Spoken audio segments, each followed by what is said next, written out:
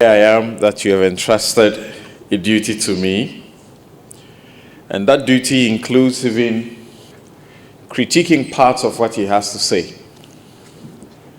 So let's see how I'm going to do that without any bias. You know, they say judges are trained. I'm not one. I don't intend to be one. I've been asked to try and be one. Judges are trained to dispense justice without ill will or affection, and also to do that boldly. I think it is the same thing that journalists and people who find themselves in media practice ought to do. So I may not be a judge, but because I find myself as a media practitioner, I should be able to wear that hat as well. I first want to say thank you very much for this humbling opportunity to share the same platform with Dr. Emmanuel Akwete. And as if by coincidence, just on Monday, I was the facilitator for the Chief Justices Forum, a gathering of judges and lawyers and a few civil society organizations and politicians. And the presentation I made at that forum, when I got the invitation to be here, I tried to mirror it in such a way that it can be used for both purposes. Because the theme for that occasion was the judiciary and election 2016. And my presentation focused on how the judiciary can play its role to avoid or minimize disputes that rise into violence that then lead us to nowhere. They only lead us to loss of limbs. They lead us to flight of families. They lead us to hunger. They lead us to insurrection and military takeovers. Obviously, elections are not designed to be for that purpose, but we find ourselves in this part of the continent where violence is a feature of elections. I'll talk about the paradox that Dr. Akwete spoke about, but obviously that's a part of the paradox. Now, he had also given me a small assignment, and I'll see if I can do that in 3 minutes by giving you a summary of the Electoral Commission and its responsibility. Basically, the Constitution of Ghana 1992 established the Electoral Commission. It's a commission that is made up of 7 commissioners. You have the chair. Too often in Ghana, we seem to have forgotten about everybody else and focus on the chair, and pay so much attention on the chair that we accuse the chair of being biased one way or the other, and that the chair has the capacity to manipulate the process in favor of one party. That chair does not take decisions alone. Charlotte Osei does it in conjunction with 6 other equally competent persons. Well, so it is an independent constitutional body. By the architecture of our constitution, when we say an independent constitutional body, it takes the character of SHRAJ. It takes the character of NCCE. They are not supposed to be under the beck and call or control of any other entity, not even the executive. So they have the independence to act and to exercise their intellect without thinking that they may lose their jobs. Well, unfortunately, we all know that to be able to exercise that kind of capacity really depends on the individual, because there are people, even judges, who know that after they have been appointed to become judges, even though the appointment process, the executive may be involved, after the appointment, the executive completely has no power to deal with them. as in dismissing you or suspending you or anything of the sort. And yet we have men and women of very timorous souls who still have to play to the executive, or certain individuals have to try and do them favors that are uncalled for. That's why, especially in America, when they are appointing the judges of the Supreme Court, the presidents know that once I have appointed you, I'm not assured that you do anything for me. And I can't touch you. I can't do anything to you. So you appoint the person, and right after that, he must have been your best of friends. But the next day you could bring a case, and he will throw you out and say things that you may not be happy about. I think that is what we ought to have. And I'm sure we have quite a good number of that, except that we have to up our game a bit more. So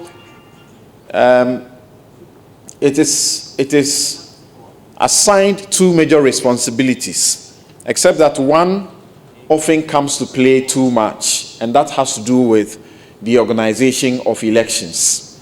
Because every 4 years that has to happen, we often only remember the EC for that job.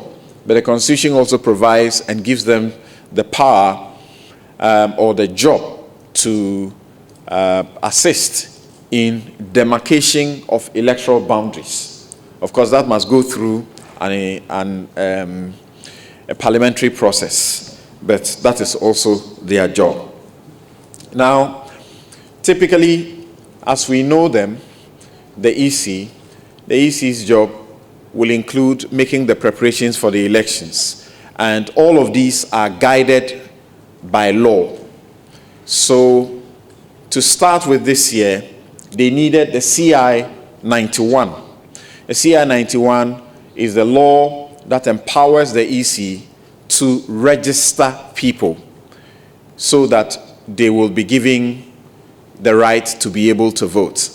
As we all know by now, the Constitution provides that every citizen, number one, who is 18 years and above, and who is of sound mind, is qualified to be a register.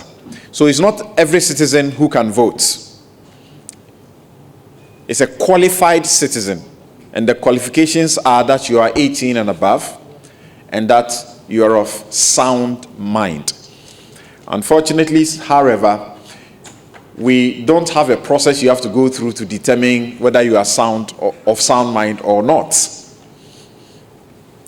That also will bring me to the question of minors that Dr. Akwete speaks about. It's a very major concern, and Dr. Afari-Gyan himself had noted that the parties, particularly the NDC and the NPP, shamelessly continue to mobilize, toddlers, excuse me to say, to put them on the voters' roll and use them to vote.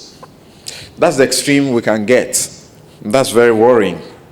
Right, so they promulgated CI 91 to give them the opportunity to be able to register people, and then after that there's the exhibition process of the voters register, and then you're able to go check your name and confirm that you are really there. Of course, that law also provides for and enables the EC to be able to have people challenge you if you are not qualified, and also to go through a process of having your name deleted if you are not qualified and you presented yourself, or you are a foreigner and you presented yourself. There is a whole committee that is set up under the CI 91 for these processes. In fact, voting as a minor is an offense. It is punishable. Registering as a minor is an offense. Registering as a foreigner is an offense also, and they are all punishable. And indeed, registering more than once or attempting to do more than once is also an offense. And all of them are punishable, and the law provides for them in the CI 91. The general position of the law's punishment is that when you are found guilty of any of those, you have the potential of being fined by a court, and the fine is about 600 or so. And if you don't get that, or you could get that and get a prison term of up to 2 years. Now, in addition to that, you will stand banned from being registered to vote ever for 5 years, not ever, for 5 years. And so you will not be able to register and you will not be able to vote for 5 years. There's a bit of some observation that Dr. Kwete made that I will also chip in an aspect of that. Then, moving on from that point and compiling the register, you need a register before you can have an election. So after compiling the register, they need to have a law that dictates how the elections ought to be conducted. So the EC, as we speak, has the CI 94. The CI 94 provides for how the voting process will go, how the presiding officers, the EC herself, the chairperson is the presiding officer for the presidential elections. There are presiding officers that are spread across the country for the purposes of the parliamentary elections. At every district, they have officers who are there. Most of them, as you know, are often recruited just to assist the EC because they are not permanent staff. The EC can't afford to employ all of those people and keep them on its payroll for all the years. So that's what happens. Now, the unfortunate thing, though, is that whilst the law provides very clearly for specific timelines within which the registrations ought to happen, exhibition ought to happen, the voters' roll ought to be available, it does appear we are unable to stick to those timelines. And the Electoral Commission will tell you, will give you an excuse that it had been bogged down by too many legal, battles this year, and that's why it was unable to stick to the provisions calendar, as it were. Now, this is where it has pushed us to 40 days to elections, and it is today we understand the EC is making available the register. Now, when the election petition went to court dealt with in 2013, the court, after hearing the matter, gave recommendations, and the recommendations included that the register ought to be made available to the parties in sufficient time, and that a supplementary also should be made available as well. Now, 40 days to elections. Okay. If they went through the register today and they had problems, and these problems ought to be sorted out in a manner that cannot be sorted out with the EC, that tells us that potentially 7th December is drifting into deeper danger. Already there's danger because of the mass disqualification of the presidential hopefuls, and all 12 of them. Of course, Ikeadonko says it is God's doing, so she's not part. We know that at least, minus her, everybody will sue. So far, 4 have sued, and don't be, as it were, confused or amused about what happened today to Nana Konadu Rawlings' suit. That was just a preliminary legal objection to the procedure. It has absolutely nothing to do with the merits of the case. So, as I got some information, they are refiling the same afternoon, because the court says you have come for judicial review and you have come for enforcement of fundamental human rights at the same time. You can't do both at the same time. You either do one at one point. So they say, okay, thank you very much. We'll go. We'll delete the portions which are fundamental human rights and bring it as what? Judicial review. Or we'll go and delete the portions which are judicial review and bring it as what? Fundamental human rights. So time is still running. Now, I was talking about the register, and I have to be careful because I may not be able to make my own comments on the presentation. Now, imagine, even today, the Supreme Court also gave a judgment compelling the Electoral Commission to ensure that the collation sheets are signed by the agents of the parties and that they are made available to them as well. Because CI 94 did not make provision for that. And somebody went to court, and today the Supreme Court said, no, do this correction. Now, if anybody had problems with the register at this point that they are just receiving, and they went to the court, you can imagine the problem we have at hand.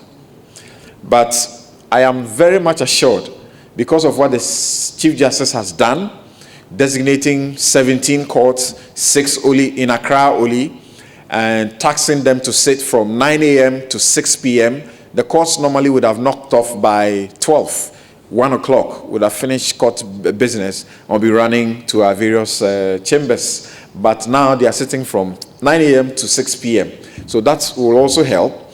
They are sitting on weekends as well. In fact, they would have been asked to sit on holidays as well, except that after the election petition, Bernard Mona of the PNC went to the court and challenged a portion of CI 74. CI 74 is the rules that are used for presidential election petitions. He went to challenge it and said that document gave the Chief Justice the power to let the court sit on a holiday. He thinks that the Chief Justice should not be giving that power except the President. Well, the Supreme Court agreed with him. I'm only praying that his party will not be in trouble on a day that it is only a holiday that the court can save him.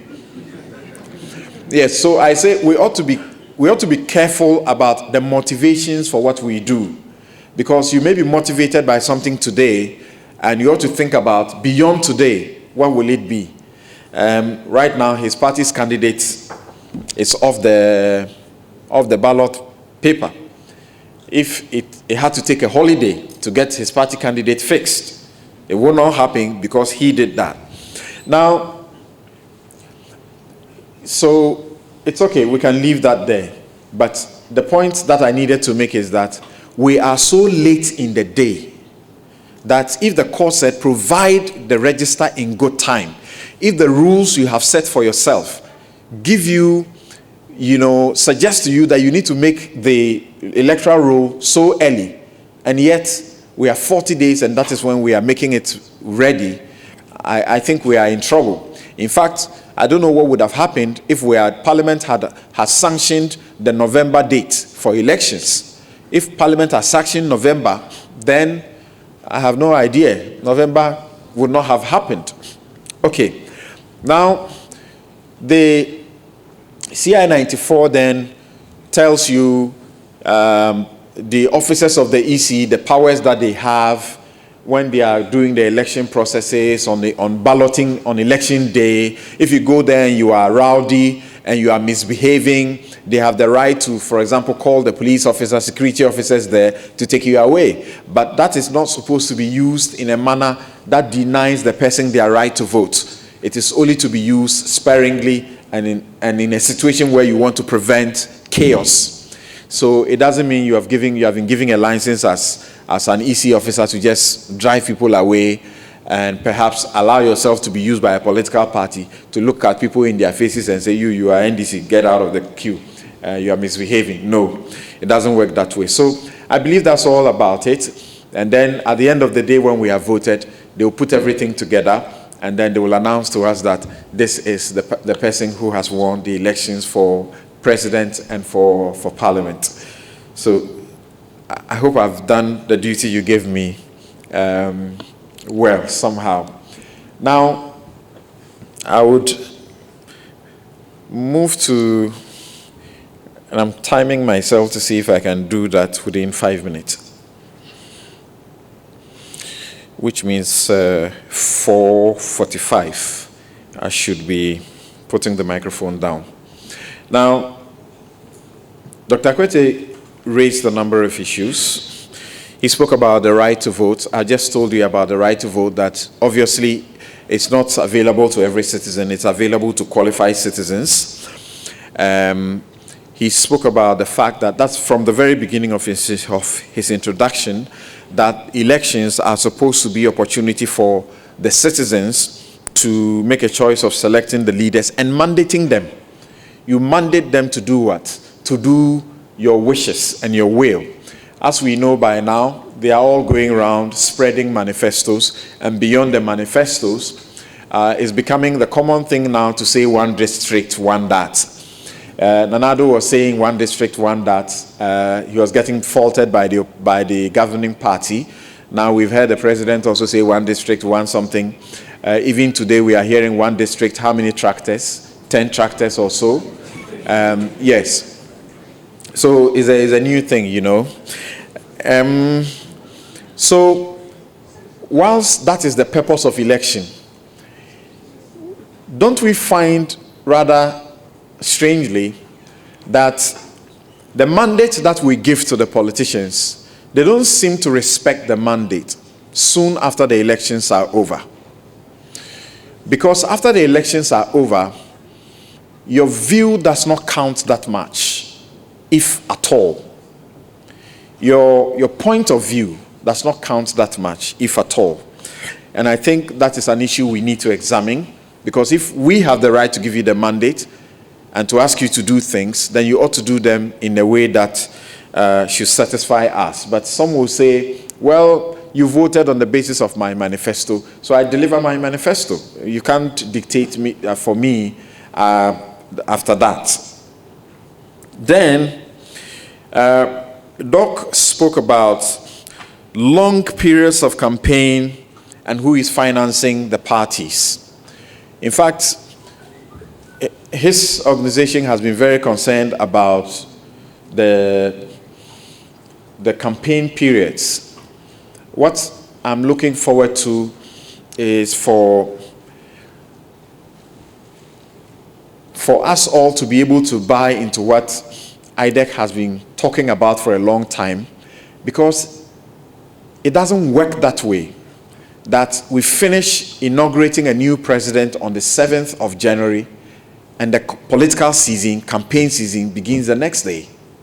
It's absolutely wrong. In fact, on the day a new president is being inaugurated, the campaign begins for the next, election period.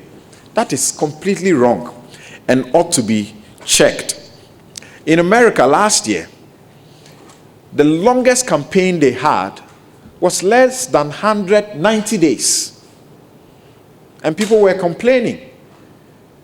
Civil society complained. And they said that was the longest campaign they had. I'm talking about the last elections in America. It was less than 90 days. 90 days. Why do we do that to ourselves? We begin the campaign and insulting everybody else. And the campaign language, he spoke about that one too. It's so terrible. Very, very terrible. It's abuse. It is about how you are capable of proving superior in the area of using abusive language against your opponent. It's not the way to develop. So I'll say, beyond the transition bill and beyond the laws that we pass to regulate elections, we should also look at how we can regulate campaign seasons, like what you have in the United States, where it is not campaign every day. After the elections, we should all put ourselves together and to focus on one agenda: development of the country. I hope you agree with that. Okay. Do you agree with that? Okay. Right. Now, Doc also spoke about who is financing these campaigns for all of that long stretch. The laws are very clear. We are not supposed to take financing from outside of the country or from sources other than indigenous sources. But that goes on. Nobody questions them. Again, He spoke about the monetization of the elections. The elections obviously have become for who can pay. And as we know now, even the campaigns that are going on, votes are literally being bought. And the institution, okay, the time I gave myself is up. And the institution, I am talking about the Ghana Integrity Initiative, has launched a report. And in the report, it clearly cites the governing party of too much incumbency abuse. It releases this report every election year. And every election year is against the governing party for that election year, that they are abusing incumbency. They are using state resources to do their political party campaign. And yet nothing changes. They said that in Kufuor's time, it didn't change. Kufuor still went about campaigning with our resources. You don't need to be told that the governing party campaigns with your resources. It is so obvious. And sometimes the way the monies are stashed through various entities, including recently what we came to appreciate to be those whatever modules of processes for youth, whatever, all money being stolen, put through some entity in the name of using them for laptops for people, for young people, for training for young people. And all that money was our money and was really meant for campaign. So that by the end of the campaign, we got to know that the presidency alone had overspent its budget by over how much? 100%, isn't it? That was too much. Okay. The laws are there. We are not enforcing them. Monetization, vote buying going on. The laws are really clear, and Prof refers to treating. Now, the law on treating, according to the election laws, according to the representation of the people's law, is simple. That if I bought you a drink, mere drink, Coke, Fanta, and I bought it for you because it was intended to influence you to vote for me, it is wrong. It is treating. And it's an offense that is punishable under the law.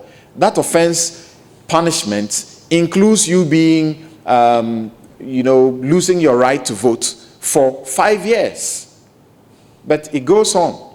If you are giving money, and the money you are giving is intended to influence the person's direction to vote, if you are giving money and it's intended to stop somebody from voting for the other person, all of that is treating. And the law says it's punishable.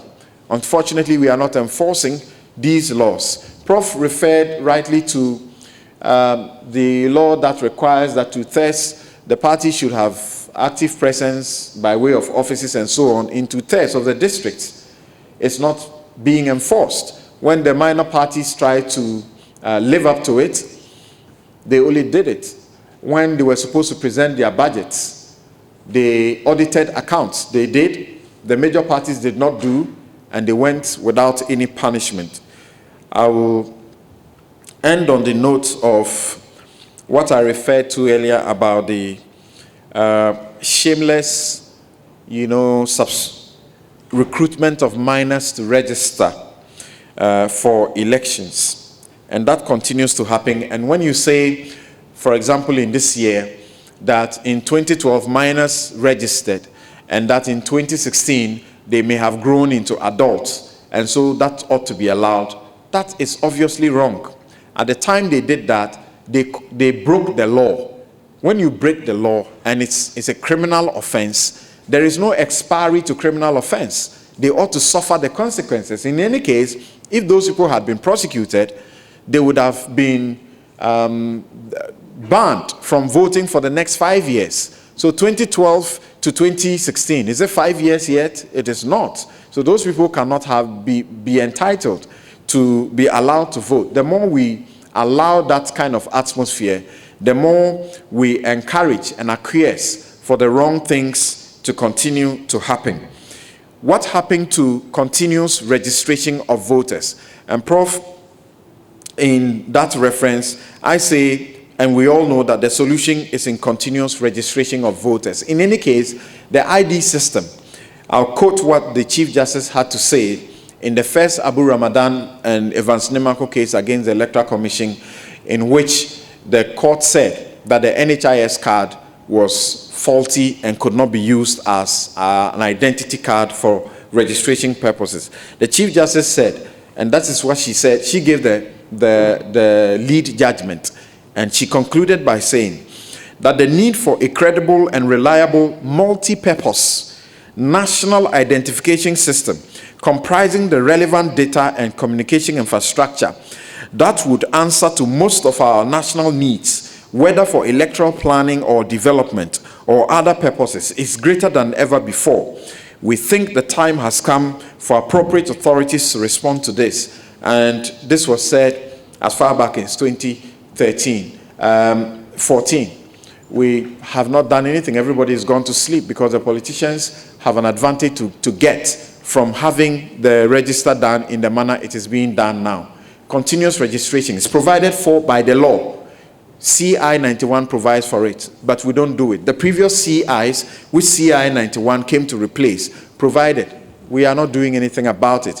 It is the surest way to avoid some of the problems that we have seen, and these problems manifest themselves in disputes, electoral disputes. Then some of them go beyond to explode into electoral violence, and the electoral violence is what the paradox that Prof speaks about. We end up saying we have a peaceful election, but when it's election time, we all sit on tenterhooks, and people who can afford, and including the politicians especially, take their children, their families out of this country because they are afraid anything could happen.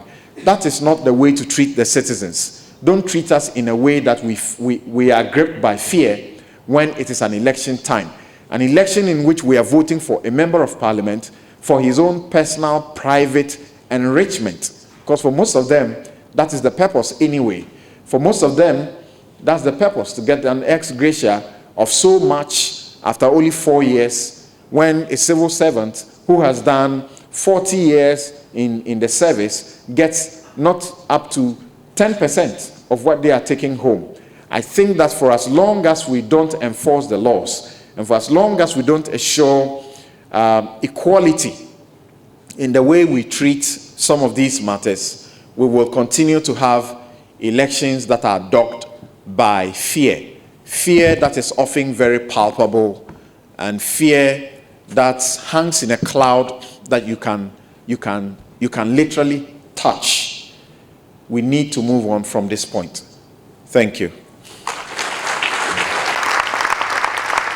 Thank you so much. Well, let me again remind all of us that this program is sponsored by Kofi Cape Coast Pharmacy, as well as UCC Print and Press.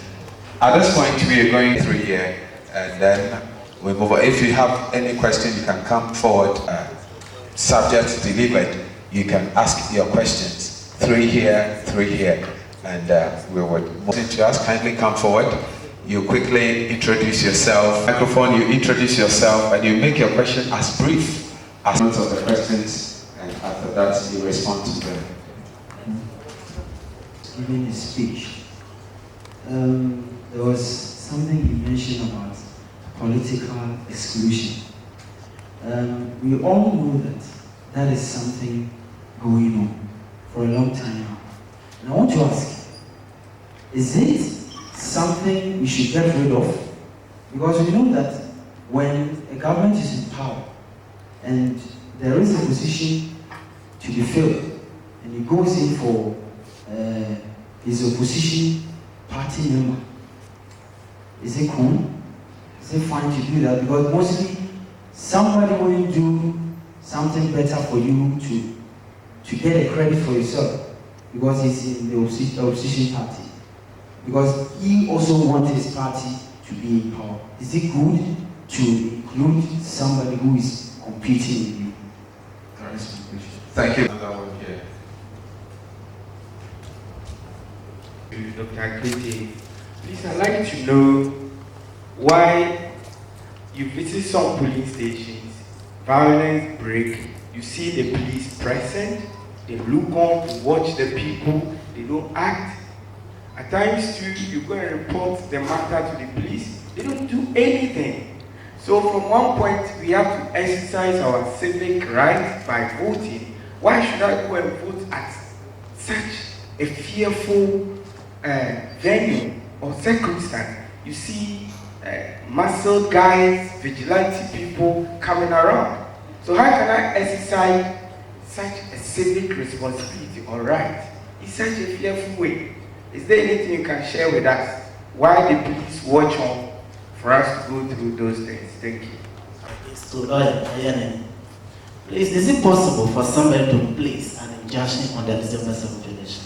Thank you. You made mention of the development plan, and then I want to add, in this situation where each political party comes out with his or her own manifesto, how do we deal with that? Are they going to go by the development plan or still be having their own manifesto? Thank you.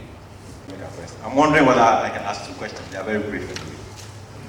I think the first one has to do with our constitutional instrument, CIs to govern elections. I've observed that there have been so many flaws with our CIs. Most have been challenged, they were successful in court. So what are we not doing right as a country? The procedure for enacting the CIs, what has gone wrong? Now secondly, over the years, we've realized that chiefs are declaring support for political parties, and we know that is not supposed to be done. As we look at the roles of stakeholders in ensuring credible elections. What do we do about this? This situation where chiefs every now and then proclaiming support for political parties which are not supposed to be done. What can we do as a country? Thank you very much. All right, so we take. Kindly speak up so we can hear you clearly. Now, as it stands, we believe, or what we know is that some political parties who probably have been disqualified based on certain reasons have made some suits at the court. So what becomes of the elections if, granted, these people or these political parties are not displaced, their suits are not displaced? What becomes of the elections? Thank you. All right, thank you, sir. Exactly, they are not supposed to be thrown away. The judges have had trainings and they have had meetings, the last of which myself and Dr. Kwete were part of. Now, they have committed themselves on the instructions of the CA that when the matters come, they will examine the matters thoroughly. And if the matter is frivolous, note, frivolous, they will throw it away. But if it is not, they will deal with the merits of the case, but they will deal with it with the speed of light. So that the example that the CA uses, which she wishes will be the default for dealing with these cases, is the Kwesi primaries challenge, which I was one of the lawyers in that case. We took 3 days for the trial. 3 days. The matter was dispensed with in 2 weeks. So if the cases are able to move that fast, Dr. Indum has sued. EC went for the time to be brought forward. The judge who has been empaneled, Cheba, said, I'll deal with this case in a matter of weeks. The judgment will be given tomorrow. So if this happens, then we can be assured, like the CA said, December 7 is not in danger. Then, injunction. If people feel that their rights are better protected by applying for an injunction, they are right to apply for it. An injunction in law is a discretionary relief. Discretionary, meaning it is a judge who has to make the discretion, the judgment, whether or not you deserve an injunction before they will grant it. So that I cannot say whether or not it can be injuncted. What I know for a fact is that if Parliament is not dissolved and by January 7th, a president has not been sworn into office, we have a constitutional crisis. A crisis never seen before. How will we resolve that crisis? I don't know. So I pray so hard that we don't do what? Get there. Chiefs, they know what the Constitution says, and I believe that they deserve the respect they get from their own people. If you are dabbling in politics, that's your own business. So I think you should not be concerned. The Constitution doesn't say if a chief dabbles in politics, this is the punishment you get. It hasn't said anything like that. It says don't get into it. Active partisan politics. Well, if you find that some of them are doing politics actively, endorsing president, endorsing Nana Akufo-Addo, that's their business. But will their subjects respect them? They lose hold of their subjects. The CIs and the problems. Too often, when the CI is taken to Parliament, it is taken very late. Nobody has the opportunity to be able to, go through the process and also make suggestions. And the courts have said, when a CI comes to Parliament, if you find a mistake, you cannot ask in Parliament for that mistake to be corrected. If there's an error, you cannot correct it. The only thing you can do is to ask for the whole document to be taken back and a new one brought. So Parliament's hands too are tied some way, because the Supreme Court says you cannot make amendments to a CI when it is presented. Thank you. Lawyer has spoken about. So I'm looking at political exclusion and whether it's good for members of the opposition to be included in the elected parties, government. First of all, I think that this is a well-researched subject. If you know why people resort to violence in politics, it's because of exclusion, how they feel it. It could be economic, it could be political. You know that, you remember the Nanupa Kukupa? If you go into it, it was exclusion. They had no land rights. And it was affecting their economic well-being. And this is history, long time. But the explosion came at a certain point over, was that the guinea fowl or that was different? It was.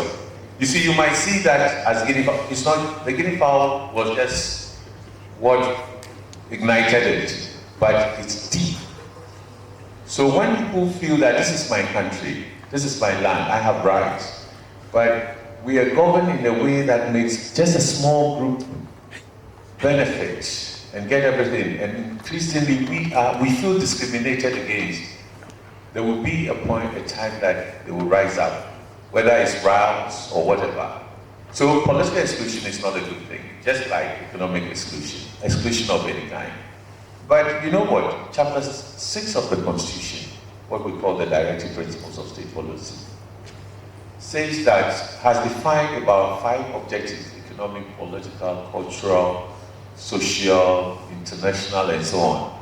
And the parties we vote for are supposed to be agents of the state in government implementing Chapter 6. It does not allow discrimination on any grounds of a Ghanaian, whether it's ethnic or regional, but it happens. Our parties do it. And there is no action against them. Nobody draws them to, and so on. So our own constitution says, when you are elected, you govern in the interest of everybody. That's why you're president, that's why you're government. But no party has been given the right to say, you don't belong to us, keep out, and so on. Except that the Constitution also says that local government is a place that only the president controls, and his party informally also controls it. So it makes you feel the exclusion in the sense that even if you are the best person in your district and you can contribute to developing the district, solving some of the problems, education, girl child education, you want to promote it, or you can bring some resources in, or you want taxpayers' money to be directed into certain areas that would benefit the entire, and they identify you as belonging to opposition party, you must be kept out. That kind of system is wasting our human resources and undermining our development because we don't get the best people in government. But in all democracies, what you see is that if you take the UK, the US, have you heard of, if you take the US, when they say this is a blue state or a red state or a Republican governor and a Democratic party governor, have you heard that before? That you see, it's a federal state, some have Republicans, some have Democrats. Are you aware of that? Now, the same time, when you go to their local government, there are mayors. Some are Republicans, some are Democrats. And they all meet President Obama now and then. All the governors, the president would have a meeting with them. All the mayors, they would have meetings with them. So it's possible that different parties can be in the executive arm of government. Okay, now the argument that some people have put up is that if you were to allow parties to go into local government, they are going to sabotage the president and the ruling party. You see, under our constitution, you can only sabotage at your own risk. Neither the president can sabotage, let's say, an MPP mayor, chief executive, and neither an NPP mayor, I'm using the situation as it is now, not after elections or something, can sabotage the president. You know why? The president needs votes from every part of the country. You know, we elect him directly. And you know how the numbers between the two parties keep shrinking and, you know, going left and right, which is why they do all the things to win elections by fair or foul means. Okay, so you can't sabotage the president because the District Assembly Common Fund, the law will give you, but it's not enough. There are things you want more resources from the president to maybe initiate a new project, or you want the central government to endorse new investors coming in. You want more resources for your district. You have to find a way to work with a president who is not from your party. And the president also wants to go around. Look, our president is going all over the country on projects. But you know that in regions there are strongholds of MPP, strongholds of NDC, and so on. But he's going everywhere. And he needs the votes from everywhere. So he cannot also hold resources and say, I would give you because you are a stronghold of MPP. Because he won't win elections easily. You understand what I mean? So the inclusiveness we are talking about is that this is our country, we have rights, and we want to accelerate our development. We all want to feel well and feel proud of our country and so on. If we open up local government to the parties to contest, now there are 216 assemblies, municipal, metropolitan districts.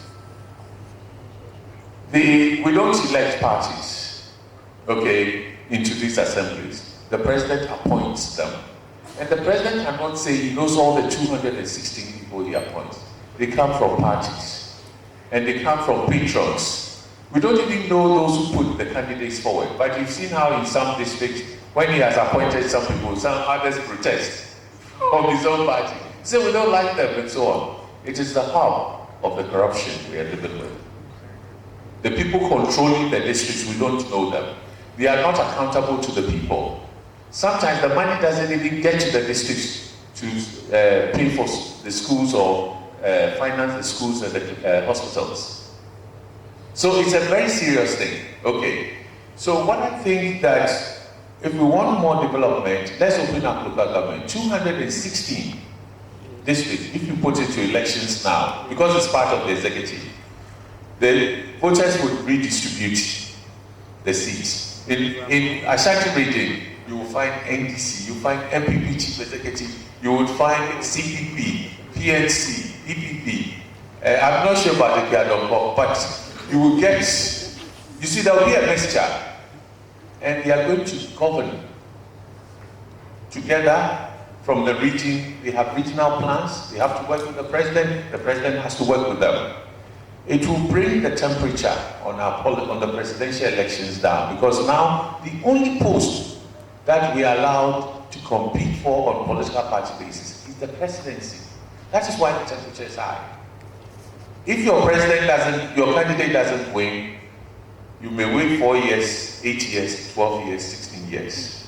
And the way it's governed, where you are not from my party, so you can't get this, your business is collapsing, you can't get the jobs, and so on. I've met many young students, young graduates who have told me, we applied for the job, but we don't have contacts, so we were not given. And I said, what contacts? He says, we don't have political contacts. Our friends got picked up. But it's not in the national interest Because we are always, sometimes the best, who can do the job and grow the economy are those who've left out.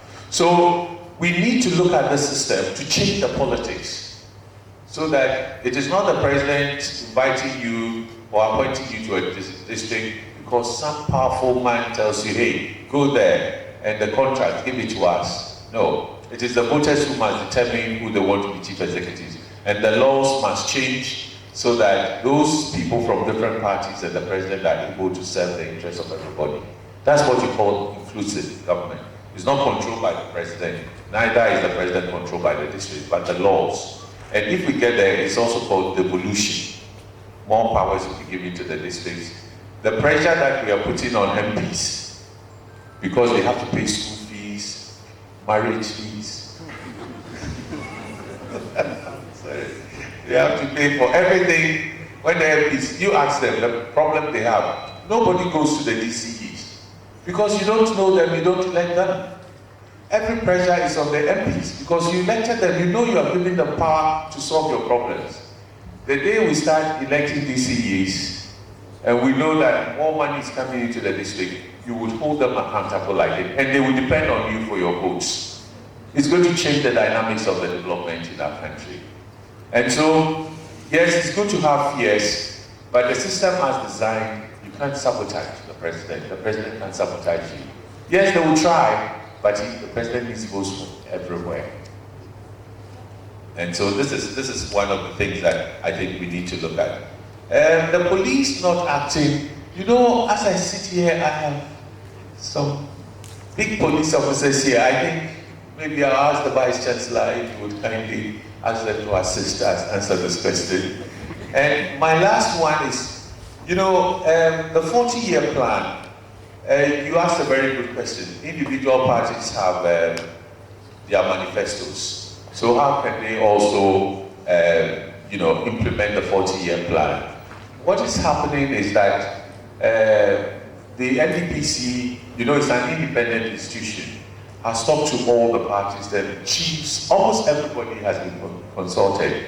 Now, what is going to happen is that we are going to agree on the priorities that will define the direction. Is it industrialization we want? We are going to look at, do we need more doctors, more engineers?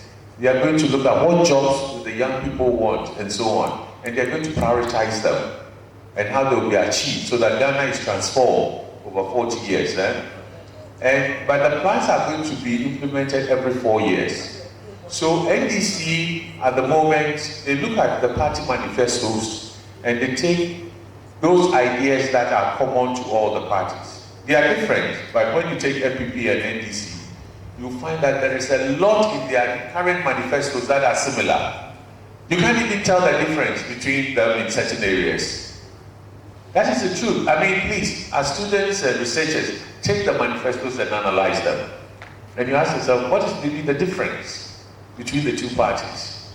So, I think what will then happen is that from next year, there's going to be a lot of consultations, and they'll use the party manifesto, but where they converge, okay, whether it's going to be progressive, free senior high school, or it's going to be universal free senior high school, it's the same thing. The NDPC will now work with them to see how best it can be implemented, how resources will be allocated, how the various projects will be distributed across the country so everybody benefits, and so on. So there are some dynamics there. And the first 4-year plan is expected from 2018 to 2022. Okay, but some are saying they should back it with law so that it is binding on everybody. No government can come and decide that I won't do it or I'll do it. And there's a lot of discussion going on. But I think where we are moving to is that the people of Ghana are saying they no longer like the system where this government comes and stops the project that will benefit everybody, but was started by the government that left office, and all the money is wasted. And then they start something afresh. Our education system is what it is today because these two parties in government did changes that really could have been done differently to consolidate quality of education, access, funding, and so on. So we don't want the partisan interest to get into certain areas of national life and values, because we've had that experience. So it's an idea. I think a lot more work will be done to make it more friendly, the framework that parties will still make their choices, but please make sure that your manifesto is addressing the priorities of the country and show how you're going to deliver it. So economic growth, education, jobs, industrialization, housing, everything. Somebody will say in 4 years I can produce 1 million top grade for young graduates. Another one would say, well, I can produce only 200, and so on. But in that conversation, you decide who you want to bring to power to give us more houses so that young people would have homes. Thank you. Before I respectfully invite the chairman for vacation to give his closing remark, let me introduce yourself. We acknowledge your presence so much. And Professor J.B.A. Afo, Dean, Faculty of Arts, is here. I could see another immigration officer. Sir, I don't have your name, but we acknowledge your presence. Mrs. Barbara Asha AEC, NPP parliamentary aspirant. She's here. Let me say that we invited all the political parties. Communications director is also here with us. Thank you so much. And all the acknowledge your presence, and of course to all of you. Let's now welcome our... I just want to summarize listening to the two of them. Not summarizing what they have said, but summarizing my own thoughts and saying them aloud. Listening to Dr. Akwete, I came to the firm conclusion that indeed we are a divided people. If anybody is to introduce himself or herself, the person will say, I am called so and so. I come from. Even though nobody has asked you where you come from, say, I come from this place. And then you could as well add, and I am an so and so, or a so and so. So you add your ethnic group as well. We are so much divided along these lines. So, in terms of language, we say, well, I speak his language. I speak your language, sir. So that you are associated with the person by language. Or you say, oh, please, I come from the same hometown with you. See, once you introduce yourself and tell where you come from, oh, okay, from the same hometown, okay, all right.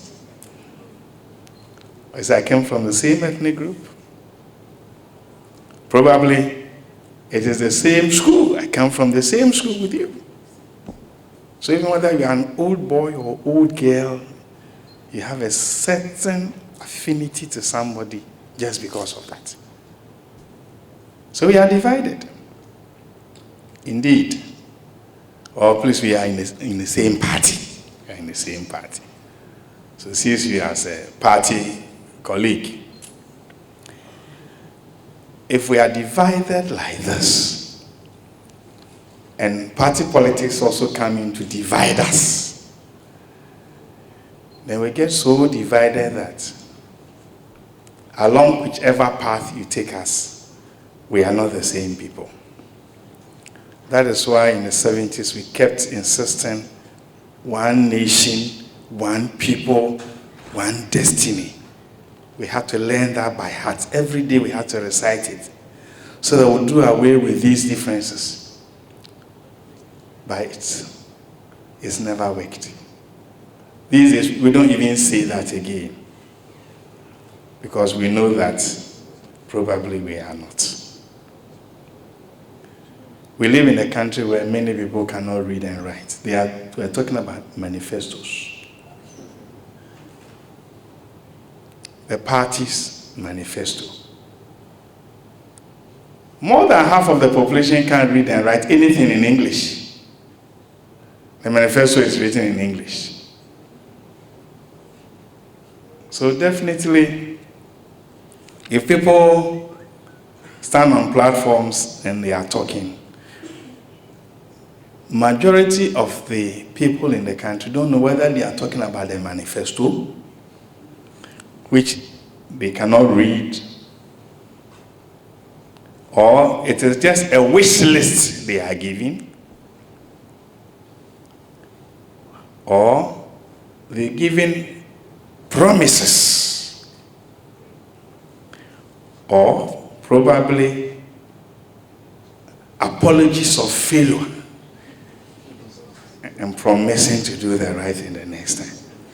The people don't know because they can't read the manifesto. Sometimes we say that parties are elected into power based on their manifestos. How many of us read manifestos before we go to vote? How many people really read manifestos and digest them before they go to vote? So I think that we have a problem in that regard. Because democracy, the way we see it, is not just about elections. It is also about voices being heard. It's also about alternatives being accommodated. It's also about tolerance, respect for diversity, and convincing arguments. If people put more convincing arguments, you see it and they say, look, I think that you are right. From the lectures I've heard today, I've been wondering whether we are in a democracy. I've been wondering, can our governance be said to be democratic? We don't seem to have multi-party democracy the way they are talking about it. We just say it, but do we have it? Because we have dominance of two parties and the swallowing up of smaller parties. And sometimes the creation of smaller parties by bigger parties.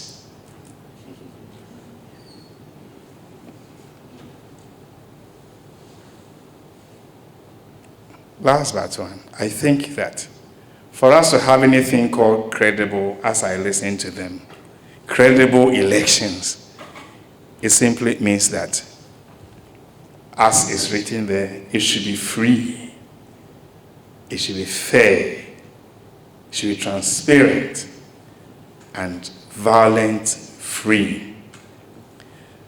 But it looks like that is the challenge. Because from what I have heard, the parties don't trust anybody. They don't even trust the Electoral Commission. So they don't even believe that the voters will vote right. So they resort to all sorts of manipulations, both physical and spiritual.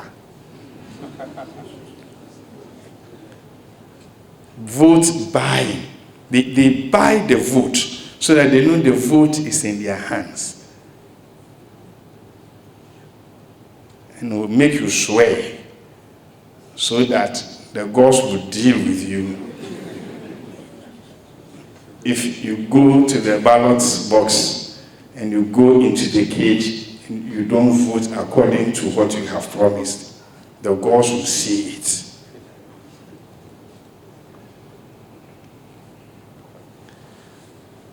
Finally, I must say this, that peace depends upon you and me. Let us build peace bridges as a people. Across persons, across hometowns, across ethnic groups, across political parties, across religious groups, across social groups, across winners and losers, so that at the end of the day we will see ourselves as one nation, one people, with a common destiny. Thank you all for coming, and may God richly bless you. Thank you very much. At this point, we shall rise and take the UCC anthem. And Madame Sandra Kuti-Blankson will lead us in that. But the senior clubhouse for refreshment. The rest of us will remain seated whilst the refreshment is served here.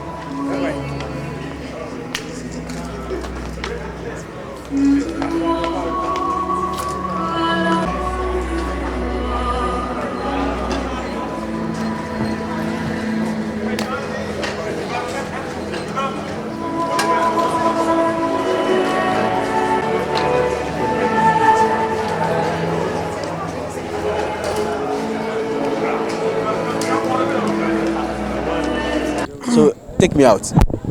Okay, I was told that a representative that came. How does it make you feel? Well, it makes me very confident that I love my people and I'm ready to represent my people. Because if you're a member of parliament, that means that you're going to parliament to represent your people. So any program. You should take it again. Maybe 2 minutes.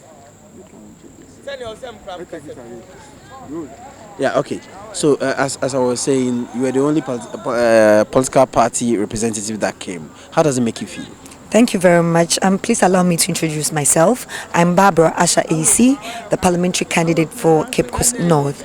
I'm so happy and I haven't regretted for being part of this great program because this is a political discourse, and anytime there's a program like that, I would want to be there because it shows how concerned I am for my nation Ghana and for Cape Coast.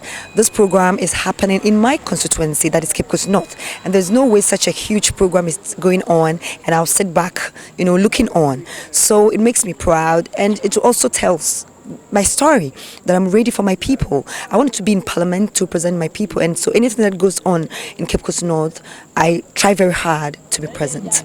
A lot of things were said to make the elections credible. You are a stakeholder, a bigger stakeholder. That's in these elections. They said that it should be transparent, free, and it should be conducted in a fair manner and a violent-free one, of course.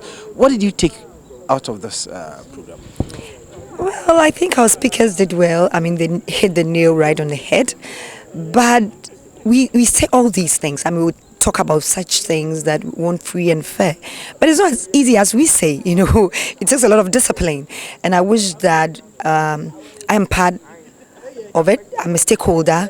I have decided that I will refrain from politics of insults, so anytime I go to the people, I just tell them what I want to do and why they should vote for me. And I've also spoken to my people that, listen, if you go and you don't carry yourselves well, you go and you insult, it even makes you unpopular because Ghanaians are peaceful. They want to hear what you can do for them. And so I have told myself that I would ensure that I do my bit to make sure that we have a peaceful election. But I'll also entreat all the other stakeholders like the EC, the police, NCC, all of us as Ghanaians to make sure that we also play our role, the police to play our roles, so that at the end we'll all have a credible, free, fair and transparent elections. Okay, well, so let's focus on your constituency. Confident that you are going to overcome the threat and the tantrums that he is throwing about. That's very interesting. When you are going for a war and you are scared, these are some of the things you throw at your opponent. Sincerely, this time round, Fantaful will really teach him a lesson. Because you can't just sit here and put in our bits to ensure that Cape Coast develops and then somebody comes from nowhere to become an MP. There's an insult even to us as Cape Coasters. So this time around, we're really going to teach him a lesson. I'm not going to say anything against him, but all that I want to say is that my people believe in me. I've lived with them. They know me and they know what I'm capable of doing. Even the little that I have, I was able to share with my people. Somebody has been in politics for the past 8 years, even where he's even saying that he's even coming from. My brother, if you go there, you cry. I was there yesterday. I mean, you can even count the number of houses in that community. And you can't even count 10 people that this person is saying that, I mean, he's professing that he's coming from there. You can't even count 10 people that he's even done anything for. I mean, what are we fighting for? We will be fighting to be in parliament or to be in government so that we can help our people, so that we can, ensure that they lead a comfortable life. They are there, some are not in school, some are just there roaming about, doing, even the youth. My goodness, even in that community, I don't want to blow my horns. I am not. So I'm not afraid of it at all, because I'm not that loud. But I'm equal to the task. That is my style. I don't want to really, blow my horns, but I know what I'm doing. And I know that my people have confidence in me. So no matter what whoever says, I'm very confident. And at the end, it's only time. Time will tell who the MP is going to be. Thank you very much, then. Thank you. We just had a forum and it discussed credible, free, transparent, and violent-free elections. I mean, were your expectations met? Yes, I mean, reasonably, we were given an account of how the credibility issues in Ghanaian elections have fared since 1992. And then I think as a student, it gave us a deeper understanding of what the perception have been. And from today, I think we can take an informed decision as regards whether Ghana is treading on a very cautious foundation or the future looks very bright, because it's always good to have some of this inside information instead of always relying on perception. So what Dr. Kwete gave to us was very insightful.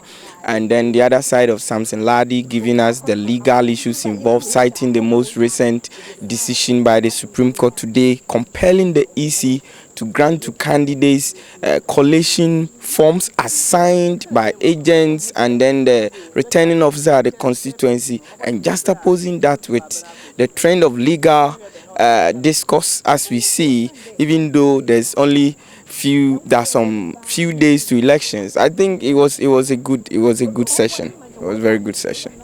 Thank you.